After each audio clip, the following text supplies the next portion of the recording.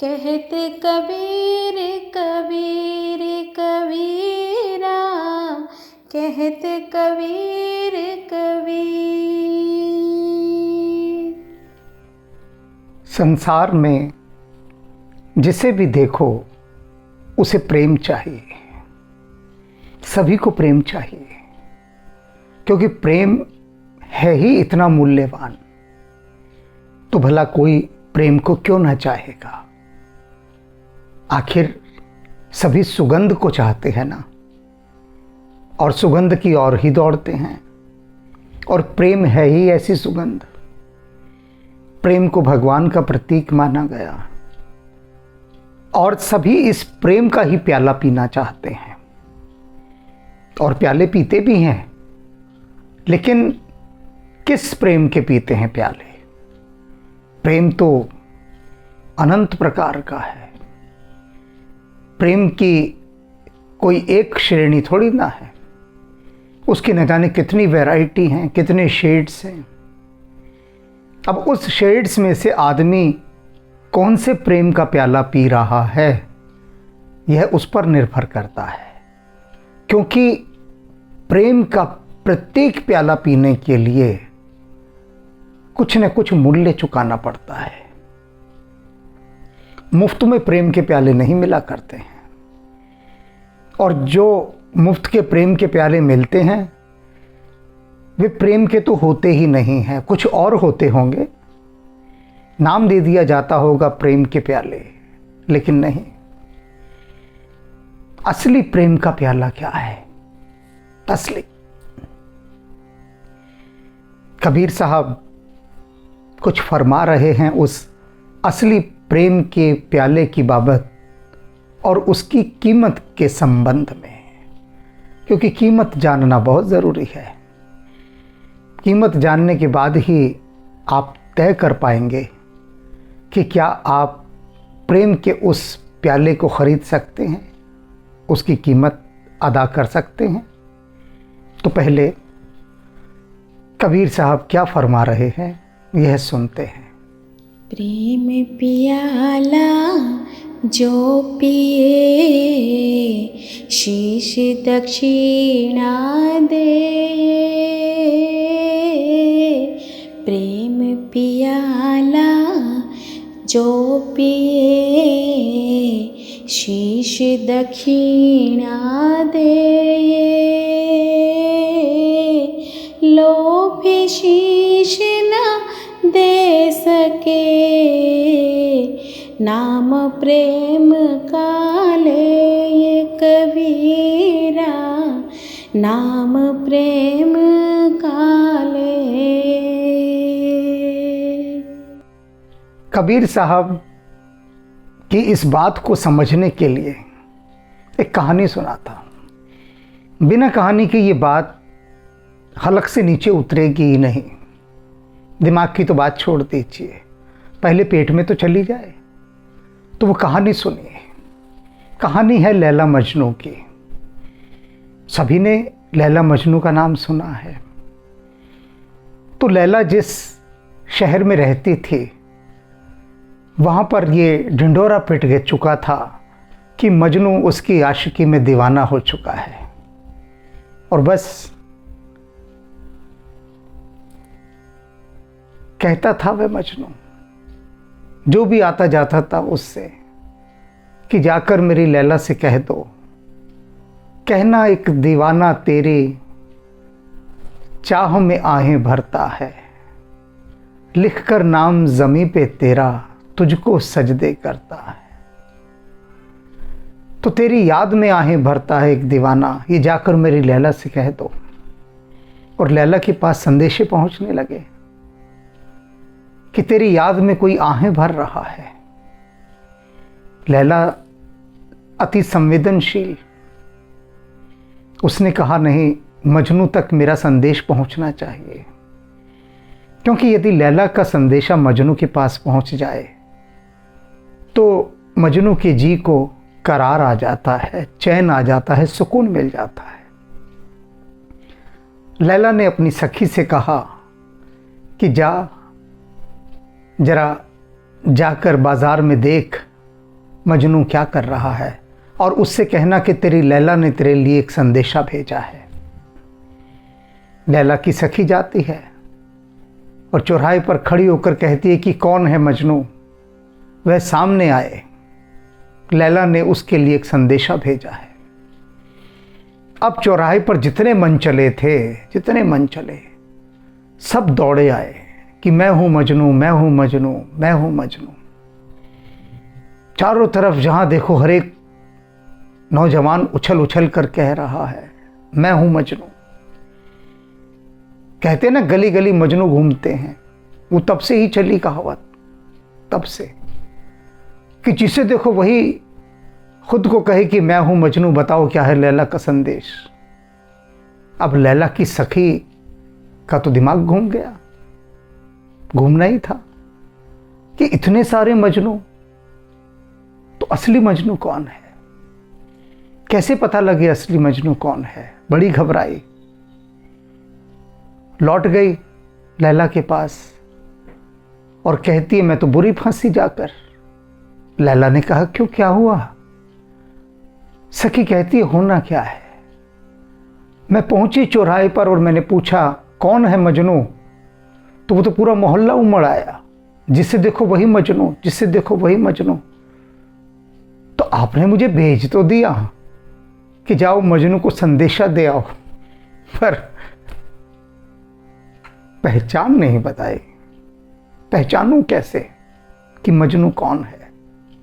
अब लैला भी सखी को कैसे बताए कि मजनू कौन है, क्योंकि लैला के मोबाइल फ़ोन में कोई फ़ोटो तो थी नहीं मजनू की कि वो दिखाती व्हाट्सएप पर देखिए मजनू की फ़ोटो है और जाके पहचान लेना। ना ही उसने कोई फ़ोटोग्राफ अपने ड्राइंग रूम में मढ़वा कर रखा था कि ये है मजनू, ऐसा कुछ भी नहीं था उस काल में। तो अब सवाल है कि कैसे पहचाने वो मजनू कौन है। तो लैला ने अपनी सखी से कहा बात सुन, अपना कान इधर कर, और उसके कान में कुछ कहा। सखी बड़ी हैरान हुई, उसने कहा ठीक है, आप कहती है तो मैं फिर चली जाती हूं।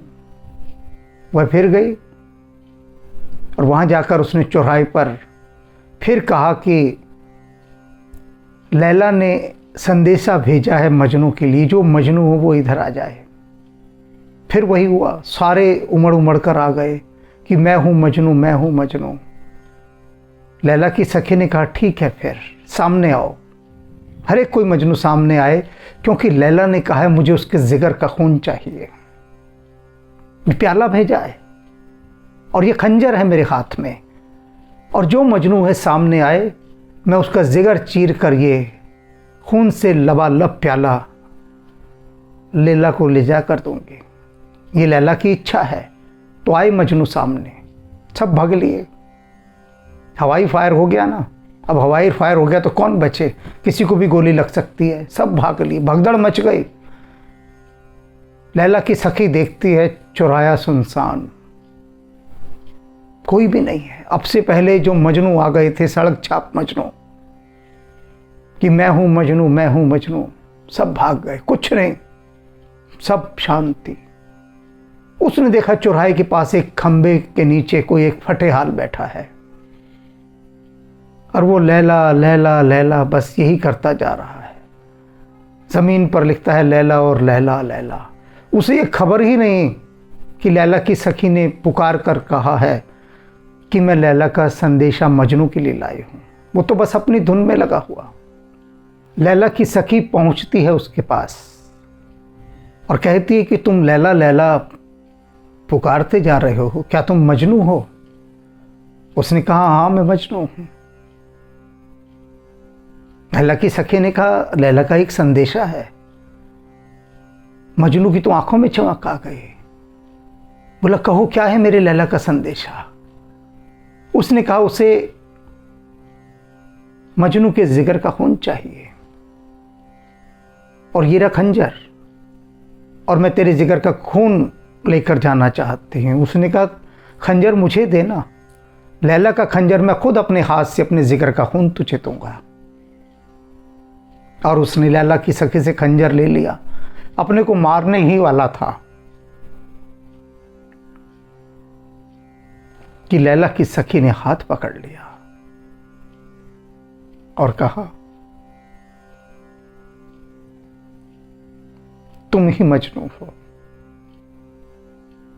जो खूने जिगर से लिखे नाम लैला, वही मजनू है, वही मजनू। तो कबीर साहब क्या कह रहे हैं? प्रेम पियाला जो पिए शीश दक्षिणा दे। जो अपने सिर कटवाने को तैयार हो, सिर की दक्षिणा देने को तैयार हो,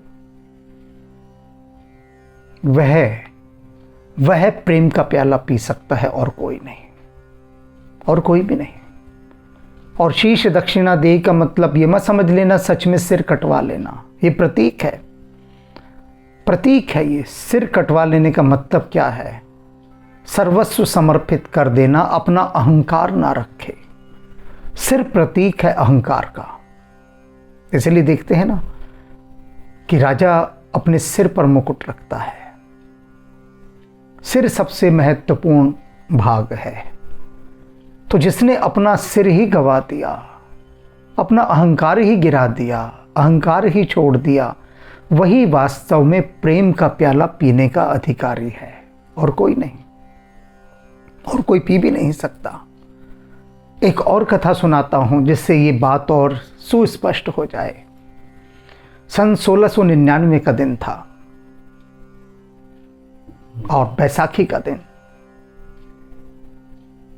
चारों तरफ संगत सजी हुई थी।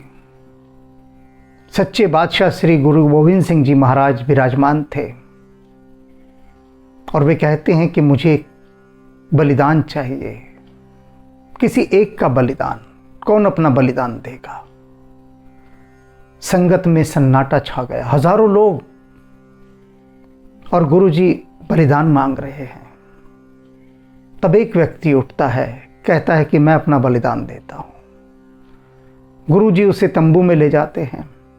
उनके हाथ में खड्ग है, खड्ग माने तलवार, और अंदर जाते हैं तो सिर कट के गिरने की आवाज आती है। गुरुजी बाहर आते हैं, उनके हाथ में खून से रंगी हुई तलवार, और वे बाहर आके कहते हैं मुझे एक बलिदान और चाहिए, कौन देगा?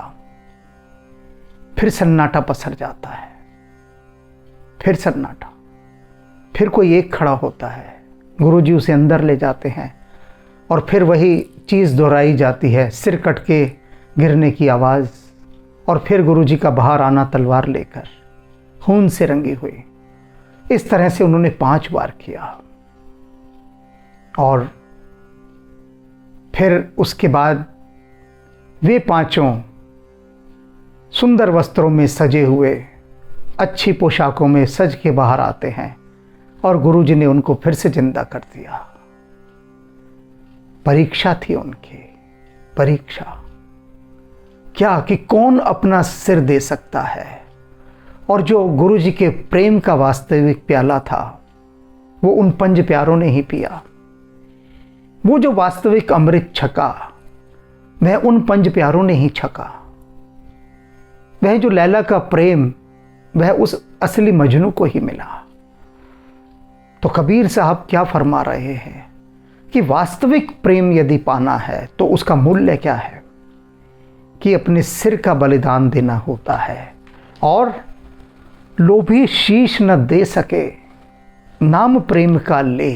जो लोभी होता है ना, वो सिर्फ प्रेम का नाम ही नाम लेता है, शीश नहीं दे सकता।